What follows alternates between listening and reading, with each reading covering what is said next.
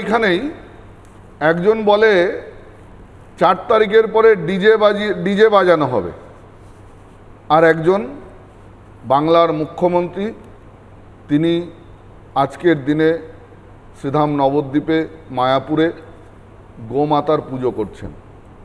পার্থক্যটা এখানেই, একদিকে একজন বলেন আমরা না থাকলে একটা বিশেষ সমুদায়ের লোক আপনাদের 1 সেকেন্ডের মধ্যে 12টা থেকে 13টা বাজিয়ে দিত, আর একজন বাংলার মুখ্যমন্ত্রী তিনি সাষ্টাঙ্গে সাধু সন্তদের দণ্ডবত প্রণাম করেন। পার্থক্যটা এখানেই। একদিন কলিযুগ পাবনাবতার শ্রীমন মহাপ্রভু বলেছিলেন পৃথিবীতে আছে যত নগরাদি গ্রাম, একদিন সর্বত্র ছড়াইবে এই মোর হরিনাম। সেই কথাকে চরিতার্থ করেছিলেন এসি ভক্তির বেদান্ত সরস্বতী শ্রীল প্রভুপাদ, অভয়চরণারবিন্দ স্বামী প্রভুপাদ। তিনি একজন বাঙালি, আমাদের গর্ব বাঙালি হিন্দুদের। তিনি পূর্বাশ্রমে হ্যারিসন রোডেই তার জীবন। আজকে সেই প্রভুপাদের প্রতিষ্ঠিত মায়াপুর ইস্কনে বাংলার মুখ্যমন্ত্রী তিনি সনাতনী কায়দায় তিনি রেড রোডের নামাজের অংশগ্রহণ করেননি। কেন করব?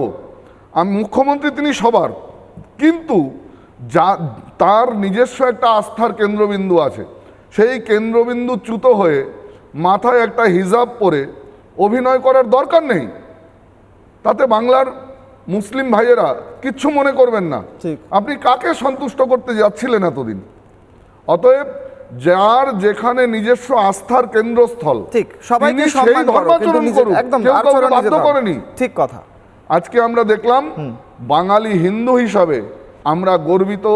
বাংলার সাধু সন্তরা দুহাত তুলে আশীর্বাদ করবেন এই সরকারকে, ঠিক, যাতে আমরা বলবো যে ধার্মিক শুভেন্দু অধিকারী আপনি এগিয়ে চলুন, আমাদের অভয় হস্ত সবসময় আপনার সাধু সন্তদের আশীর্বাদ রয়েছে।